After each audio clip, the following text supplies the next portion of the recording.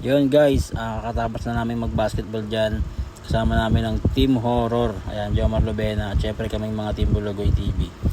Ayan, nagkaroon lang kami ng konting papawis guys. Pagkatapos namin maglaro guys, magkaroon lang kami ng konting prayer. Ayan, samahan nyo kami guys. Pangunahan kami ni Jomar Lubena. Ayan. Kapatid, bow our heads muna tayo. Pray tayo. Yes, Lord, maraming salamat Lord sa buhay namin, Lord, sa buhay ng mga kaibigan ko, mga kapatid ko ngayong araw sa Lord. Bigyan niyo kami ng banding, Lord, masayang banding, Panginoon. Ngayon, Lord, malapit kami upang magbigay ng gospel sa mga kapatid ko, Lord, sa pamamagitan ng salita niyo, Panginoon. Buksan niyo ang puso nila, Lord, may connect ka sa inyong puso, Lord, upang makarinig kami ng magandang balita, Lord. At mas tumibay pa yung ngalan namin para sa inyo, Panginoon. I-bless niyo aking mga kapatid, Lord, naway mabuksan ang kanilang tenga para makinig at kanilang puso para makakuha ng salita. In Jesus' name we pray. Amen. Amen. Amen. Mabilisan man ito. Kapatid, hindi sinasadya talaga na nandyan tayo, kapatid. Hindi nyo ba alam yun? Naniniwala kayo, kapatid. Binisayin kayo ni Lord, kapatid. O binigay sa inyo yung blessing na sumikat kayo. Iniisip niya ba na darating kayo dyan na? Tama. Diba, kahit ako dati, yung thought ko talaga, hindi naman talaga ako pagpasikat. Pero, di ba, binigay ni Lord yung hindi natin hinihingi sa Kanya. Di ba? Kumbaga, hindi sinasadya na napunta kayo dyan, kapatid. Will talaga ni Lord yun. Tapos yung kamay tayo lagi nagkakasal. No, totoo Okay, yan. Kasi, alam naman, di ba? Diba? Minsan kasi, talaga, alam mo sa mga blessings, pag nakikita natin yung blessings ni Lord, minsan nakakalimot tayo, diba? Kahit naman ako, nakakalimot tayo magpasalamat lagi sa Kanya, diba? Minsan nga, pag nagkaroon tayo ng sahod, kunyari, sa grupo, nagkaroon ng sahod, salamat, ang galing natin, diba? Salamat, Nanre, kung di dahil sa'yo, wala kami dito. Nanre, salamat, tol, kung di dahil sa inyo naman, wala tong grupo. Pero diba, lahat ng yun, kapatid, will ni Lord yun. Diba? Minsan wala talaga sa isip natin na Lord, unahin natin mag-thank you sa Kanya. Lord, thank you. Kasi isipin nyo, wala kami dito kung di naman talaga dahil sa inyo. Diba kapatid? Ito sabi nga dito.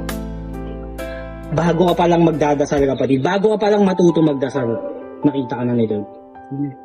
Hindi ka man nagdadasal, hindi ka nagpapasalamat, kapatid, nakikita kayo ni Lord.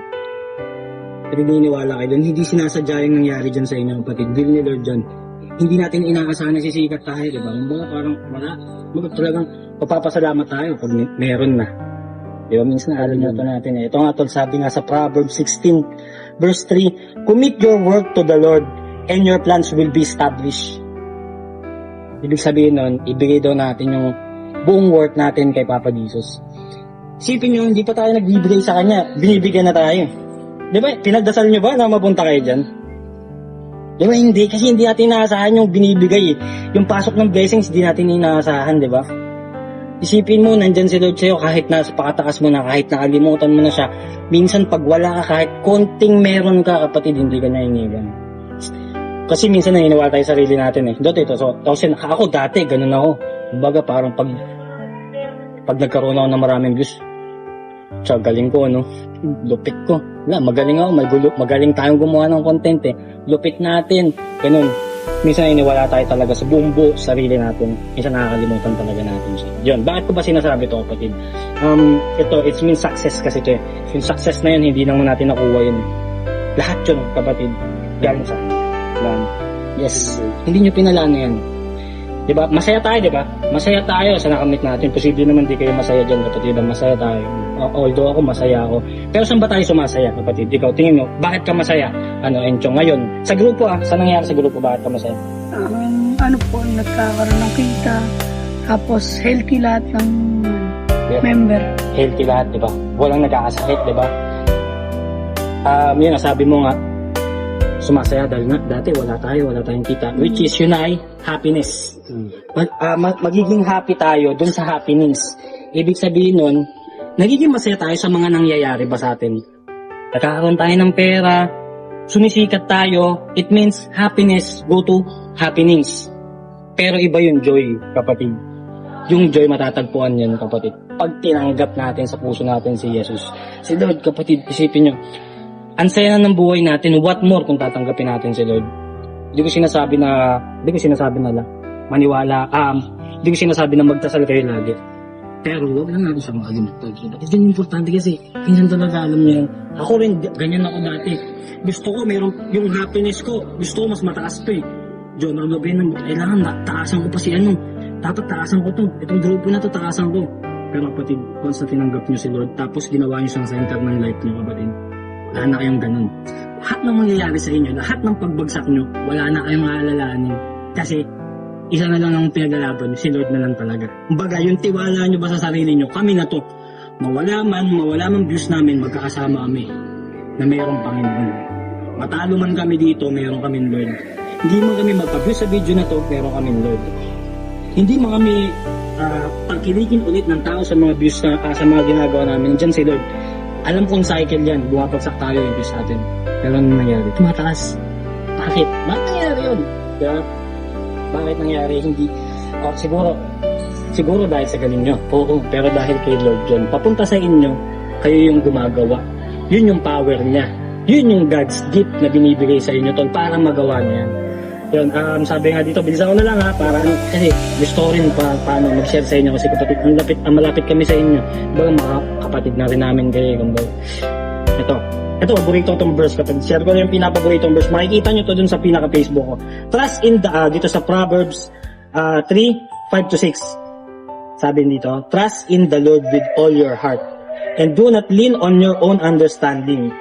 In all your ways acknowledge Him and He will make straight your path. Ibig sabihin ng kapatid, huwag tayo magtiwala sa mga naiisip natin. Magtiwala tayo sa will ni Lord. Kasi mahirapan man tayo ngayon, yung pain, kasi ganun daw yun eh. Pag sinusunod mo daw si Lord, mas lalong humihirap yung sitwasyon. Pero ang sabi ni Lord, yung mga hirap ng sitwasyon na yan, yung mga dapat mong bitawan na ayaw mong bitawan, ina-align lang yan, alignment lang yan para sa magandang daan sa dulo. Yun, kung alam niyo yung sa kailan ba tayo maniniwala? Kung alam niyo yung kwento ni Jesus, yung yung naglakad siya sa tubig, sino nakakalam nun? Naglakad siya sa tubig na gano'n. Tapos yung mga disciple niya, pinagkamalan siyang multo. Ngayon si Peter, sinabi ni Peter, isang disciple niya, sige kung ikaw yung Diyos at di ka multo, paglakarin mo ako sa tubig. Pinaglakad niya siya. Pinaglakad niya si Peter. Pero anong nangyari? Nag-alinlangan siya. Tumingin siya. Ang sabi na Jesus, tumingin ka lang sa akin, magtiwala ka lang sa akin. Nakapaglakad siya sa tubig, pero ang ginawa niya, lumingon pa siya doon kasi natakot siya, nahulog siya.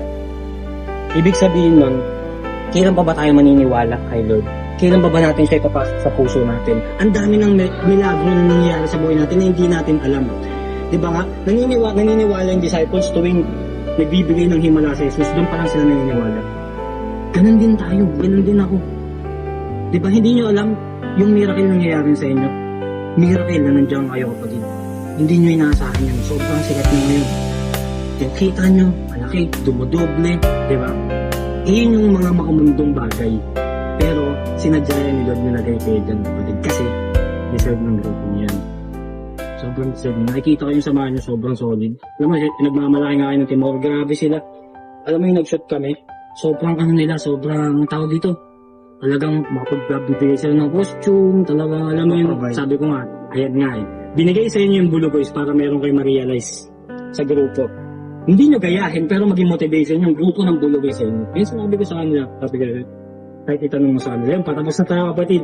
Yan lang, pinag-pray ko lang din talaga yung grupo nyo talaga. Mas tumaas pa kasi kapatid, hindi lang dahil ka grupo, dahil ka lugar ko kayo, ang bagay, yung puso ko ba is nandito talaga kasi magkakapatid tayo dito, tinuturing ko kayo lahat kapatid. Hindi ko gagawin to, hindi sinasadya to. Will to ni Lord tol, will to ni Lord na sabihin ko sa inyo to. Kumbaga, siya nagsabi ba sa akin na, anak, magbigay ka ng salita, magbigay ka ng gospel, ba kailangan nila. Kumbaga, hindi para maalala niya, para maalala nila ako. Para makita niyo si Lord na siya yung nagbibigay ng great important kapatid. Na to, 1, sabi nga sa 1, ito tagalogin natin, 1:4 verse 19. Mahal natin siya dahil nauna niya tayong mahalin kapatid. Yung alam mo yung mga pagkakasala natin kapatid, binayaran na yun eh. Dipin mo, pako ba yun sa krus? Ganun ka ba itong Panginoon kapatid? Binigay niya yung kaisa-isang anak niya sa lahat ng kasalanan natin. Niligtas na niya tayo matagal na panahon na ba? Kumbaga itong nangyayari lang talaga sa atin is ito yung God's gift. Ano ba yung success, kapatid? Ano ba yung success para sa inyo? Hindi, halimbawa lang ng isang success. Sige, magbigay ko. Yes, isa. Magandang buhay. Yumaman, isang success. Plus, graduate, success. Lahat yun talaga, success yun ng isang tao. Pero kapatid, ang pinaka-success na makukuha natin, mahirap kuhain, pero pag nakuha natin success, mas magiging successful tayo sa buhay. Ang tanggapin natin sila sa puso at isip natin. Wala na, eternal life yun. Kumbaga, matalo ka man sa buhay, may Diyos kang tatakbuhan. Malungkot ka man, mawala man sa'yo lahat, kukunti na lang yung pera mo, kukunti na lang yung pagkakapitan mo. Wala kang ibang kakapitan, bukod sa pamilya, si Lord talaga ang kakapitan mo, kapatid. Nagpipray mo lahat, di ba? Tayo, nagpipray kayo, di ba? Bago mag-shoot, o kung ano man papasukin natin, di ba? Bukas yung puso natin, doon naririnig nila kayo, kapatid. Kaya, ayun, kapatid, I pray, kapatid, na sana ay mas lumawak pa kung ano man yung meron kayo. I-bless kayo ni Lord, kapatid, at yun lang, nahinan tayo magpasalamat sa Kanya kasi dinisign na kayo dyan eh. Kaya na yung path na dinadaanan nyo, iingatan nyo na lang. At syempre, isasama nyo siya sa path na lagi natin lalakaran. Amen, mga kapatid. Maraming salamat. Amen.